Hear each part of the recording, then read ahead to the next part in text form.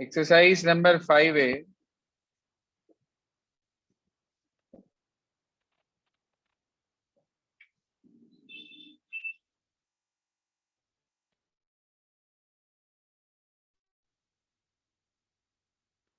Exercise number 5A RS Agarwal.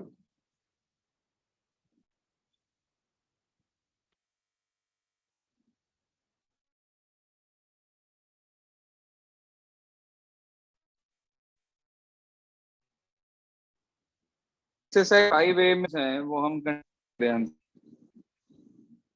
Audible है भाई सबको? Yes sir.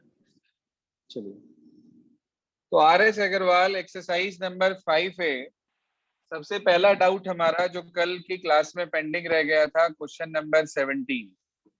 देखिए ध्यान से क्या कहता है क्वेश्चन नंबर 17। कह रहा है find the middle term of the AP। One AP is given 6, 13, 20 dash dash dash dash dash 216. Remember this thing, middle term depends upon the total number of terms. How will you find out the total terms in any AP if the last term is given? Yes, students, how will you find out the total number of terms?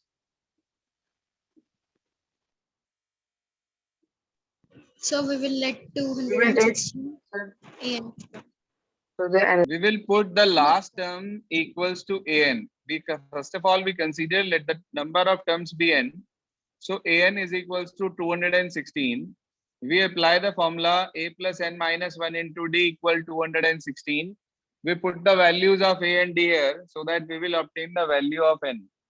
A हमारे पास 6 है, D हमारे पास 7 है, 216 में से 6 minus कर दिया हमने तो हमें मिल गया 210। 7 डिवाइड में ले गए, इसे कैंसिल कर दिया 30, तो n की वैल्यू 31 आ गई। मैं आपसे पूछना चाहता हूँ वेदर इट इज ऑड और इवन। Sir odd. ऑड। आप कहेंगे since n is odd so middle term सिर्फ एक होगी और वो होगी n प्लस, हाँ जी, n प्लस 1/2 और इस नंबर की term n plus 1/2 term. n की जगह 31 रख दो यहाँ, 31 प्लस 1 32/2 यानी कि 16th टर्म मिडिल टर्म है। उसने हमारे से ये नहीं कहा था कि कौन सी टर्म मिडिल टर्म होगी, उसने कहा था फाइंड द मिडिल टर्म। अभी हमारे पास नंबर आया है, अब हमें वो टर्म फाइंड आउट करनी है। Means we have to find out the value of A16। What is A16? A plus 15D plus 15 A plus 15D। A की वैल्यू 6 और D की वैल्यू 7। 15 7 से कितना होता है? 105 105 प्लस 6 तो 111 आ गया answer. Check answer please from your book. Sir यही है। देखो जो इससे अगला क्वेश्चन है 18, दिखने में वो भले ही सेम है लेकिन उसके अंदर हो सकता है कि n की वैल्यू आपके पास ऑड ना आए, इवन आ जाए। तो अगर मान लो n इवन हो गया, यहाँ पर 30 आ गई मान लो value, then there are two middle terms. याद रखना for even there are two middle terms. Note कर ले अपने पास, एक तो n/2 टर्म और दूसरी n/2 प्लस 1 टर्म। ठीक है सर, दो टर्म आपके पास आएंगी अगर n की वैल्यू इवन हो गई। मोस्ट प्रोबेबली हो सकता है क्वेश्चन नंबर 18 में आपके पास n की वैल्यू इवन आए और वहां पर आपके पास दो मिडिल टर्म बैठे हैं। जरा आंसर में चेक करना, दो आंसर दिए हैं या एक ही आंसर दिया है? सर एक ही दिया है। सर एक ही दिया है 18 में तो सर ऑड आ एक रही ही है। सर एक ही दिया N25 है आ तो रहा है। n ऑड आ रहा होगा। कितना आया n? सर 25 25। अच्छा, इसमें भी ऑड आ गया बाई चांस, तो इसलिए एक ही मिडिल टर्म आएगी 25 प्लस 1 26/2 13th टर्म। तो a प्लस 12d आप कैलकुलेट कर देंगे, जो भी आएगा वही आपका आंसर हो जाएगा। लेकिन बाई चांस अगर n इवन आ जाता, then there are two middle terms. Is this clear? This point is clear? Yes, Yes, sir. Yes, sir. sir. Yes, sir. Okay. Yes, Now we sir. move further. We come to question number next. Question number 19.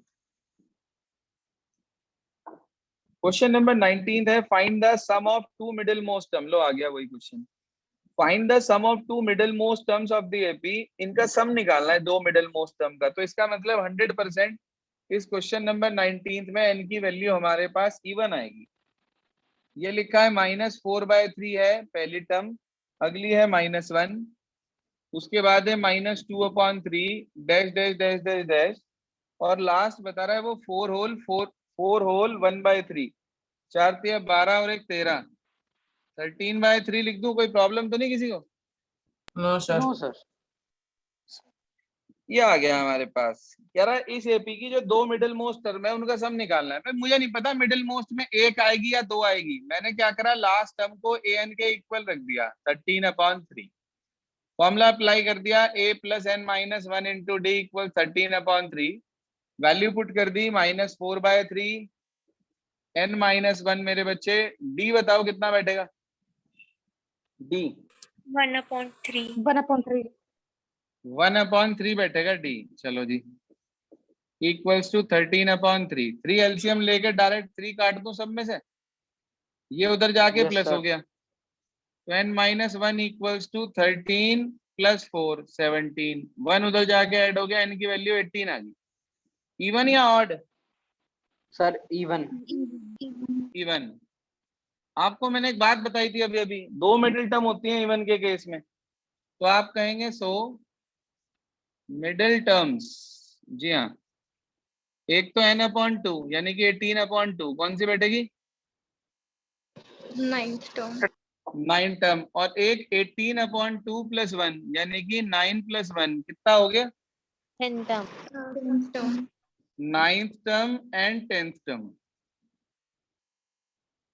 ये दोनों middle term हो गई। उसने बोला कि आपको in middle terms का सम निकालना है। कोई टेंशन नहीं है, सम ऑफ मिडिल टर्म निकालना है।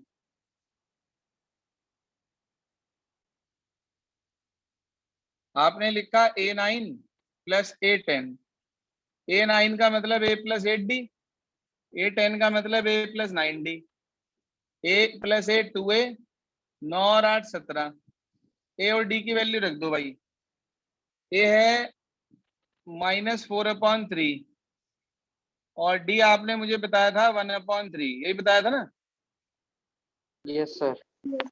3 एलसीएम ले लिया तो -8 + 17, 17 में से 8 चले गए 9, 9/3, 3 आंसर आ गया। चेक करो आंसर क्या दिया है। Sir, यही है. यही. सिस्टम क्लियर हुआ काम करने का? Yes, sir. Yes, sir. When there are odd number of terms, then there is only one middle term.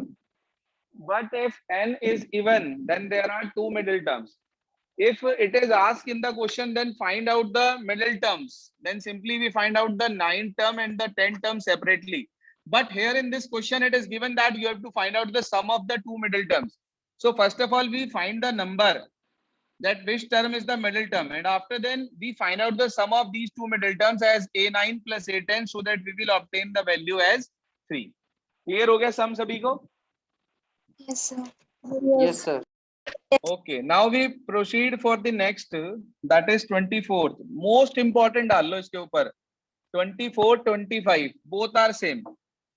24th and 25th question number both are same and both are most important. ऐसा same question आप देखो NCERT में भी है। Optional exercise जो सबसे last में लिखी हुई है 5.4, उसके सबसे पहला क्वेश्चन यही है कि which term of this AP is the first negative term. मिला क्या? Yes, sir. हाँ, इसी तरह का क्वेश्चन है, देख लें।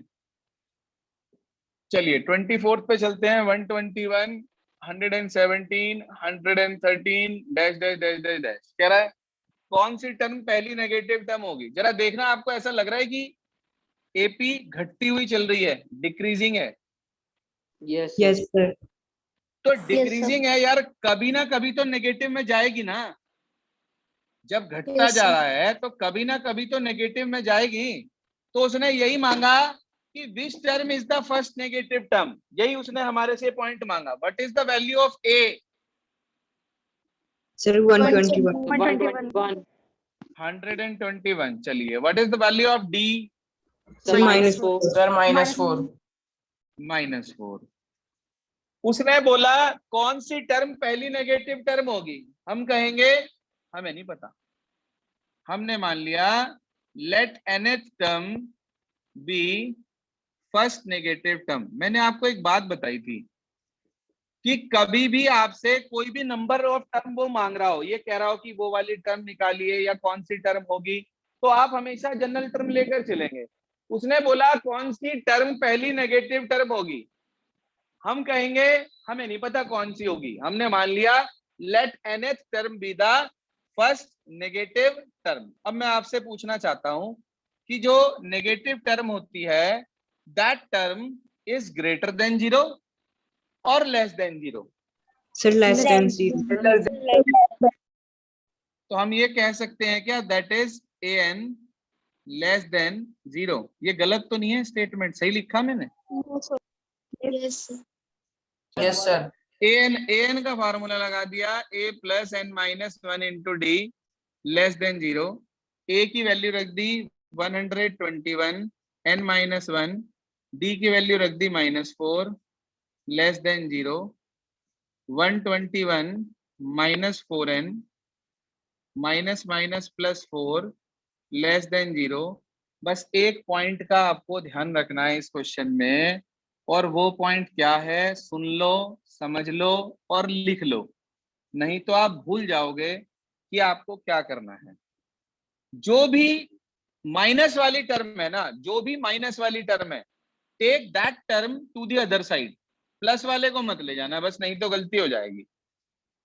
जब भी कभी ऐसा साइन आए इनइक्वालिटी का, तो आप माइनस वाली टर्म को उधर ले जाना। इधर तो रह गया 125 और 4n को मैं ले गया उधर, कोई problem? No, sir. No, sir. तो मेरे पास आ गया कि मेरा जो 4n है उसकी तरफ ग्रेटर का साइन है ना। Yes, sir. Yes, अब sir. भी ग्रेटर ही बनाएंगे हम, ग्रेटर देन 125 है, इस चीज को मैंने ऐसे लिख लिया।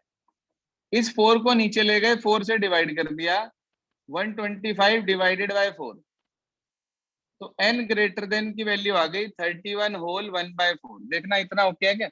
Yes, sir. Yes, sir. अब मुझे यार एक बात बताओ, मैंने आपको n के बारे में एक जानकारी दी थी कि n ना तो कभी फ्रैक्शन में होगा, n ना कभी डेसिमल में होगा, n ना कभी माइनस में होगा। मेरे पास आया कि n की वैल्यू 31 होल 1/4 से ग्रेटर होनी चाहिए। तो ठीक इससे बड़ा नेचुरल नंबर को, यानी कि पॉजिटिव इंटीजर क्या होगा? Sir, 32. Sir, 32 होगा। तो इसका मतलब n की वैल्यू 32 हो गई। तो हम कहेंगे सो 32nd term is the first negative term. अच्छा एक बात बताओ, आप में से कोई भी एक स्टूडेंट, अगर यहाँ पे ये 1/4 ना आता, ऐसा आता n ग्रेटर देन 31, तो क्या होती है n की वैल्यू?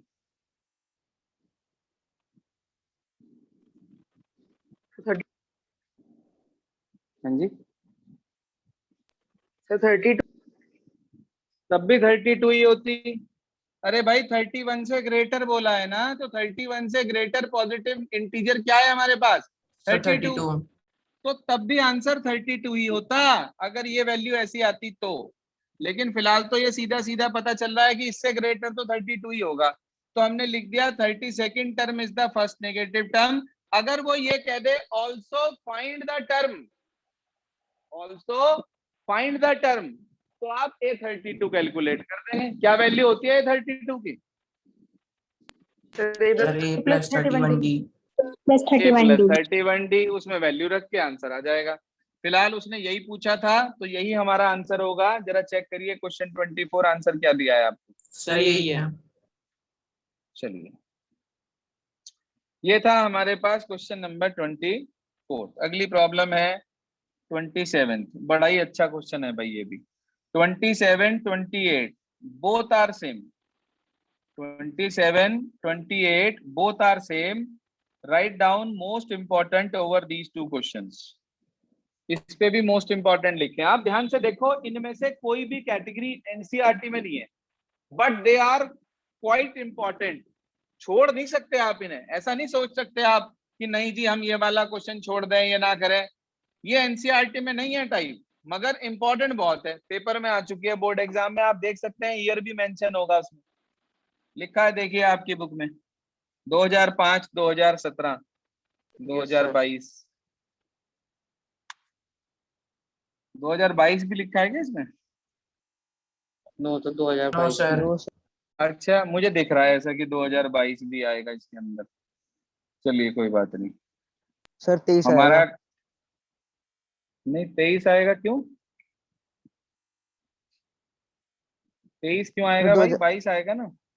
सर 22 भी आएगा, सर 23 भी आएगा। 23 क्यों आएगा? सर क्वेश्चन बहुत इंपॉर्टेंट है ना, इसलिए। अच्छा अच्छा, मैंने सोचा आपके कांटेक्ट हैं सीबीएसई में, मेरे नहीं है ना। मैं तो कह रहा हूँ आ सकता है, आप कह रहे हैं कि आएगा, मैं कह रहा हूँ आ सकता है। चलो फर्क है इस बात का थोड़ा थोड़ा।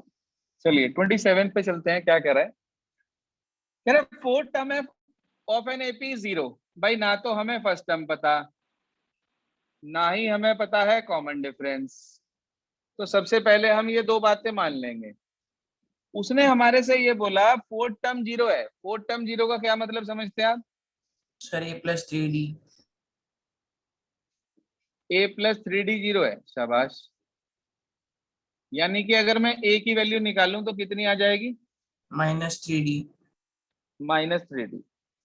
उसने मेरे से ये कहा प्रूव करो 25th टर्म 11 टर्म का ट्रिपल होगी। अच्छा, मुझे 11 टर्म ही नहीं पता, तो मैंने 11 टर्म निकाली। वो होती है ए प्लस 10D। उसमें मैंने ए की वैल्यू रख दी -3D प्लस 10D, मिलके कितना आ गया? 7D। 7D। उसने कहा 25th टर्म इसका ट्रिपल होगी, मुझे नहीं पता। मैंने 25th टर्म निकाल ली, a प्लस 24D। ए की वैल्यू रख दी -3D प्लस 24D। बताओ भाई 24 में से 3 चले गए, क्या लिखते हैं इसे? Sir 21D। 21D। क्या मैं 21D को 3 इंटू 21 नहीं सॉरी 3 इंटू 7 लिख सकता हूँ? Yes sir. इस वाले 21 को क्या मैं 3 इंटू 7D लिख सकता हूँ? Yes sir. आप मुझे बताओ 7D किसकी वैल्यू थी? A11 की। तो क्या मैं इसे लिख सकता हूँ 3 इंटू A11? Yes sir. तो आपने एक बात नोटिस करी कि 25th term is triple of 11 term. Now ठीक है, बहुत आसान क्वेश्चन है, क्वाइट इजी। उसने बोला फोर्थ टर्म 0, फोर्थ टर्म को 0 रखकर ए की वैल्यू डी की टर्म्स में निकाल ली। उसने बोला 25th टर्म को ट्रिपल दिखाना है 11 टर्म का, तो हमने क्या करा 11 टर्म निकाल ली और 25th टर्म निकाल ली, और 25th को इस तरीके से ब्रेक करके 11 टर्म का ट्रिपल दिखा दिया। बोलिए सर, क्लियर और नॉट? Yes sir. इसके बाद हमारी अगली प्रॉब्लम है क्वेश्चन नंबर 30 और प्लस उसके आगे के जो भी क्वेश्चंस हैं। आज हम सिर्फ यहीं तक के डाउट्स ले रहे हैं, रिमेनिंग हम कल लेंगे। कल नहीं सॉरी परसों लेंगे। होमवर्क में आप लोगों को बता ही दिया है मैंने, ग्रुप पर भी डल चुका है आपके पास कि try all examples of exercise number 5A। ये आपका होमवर्क है जो आपको कंप्लीट करना है। आज के लिए इतना ही।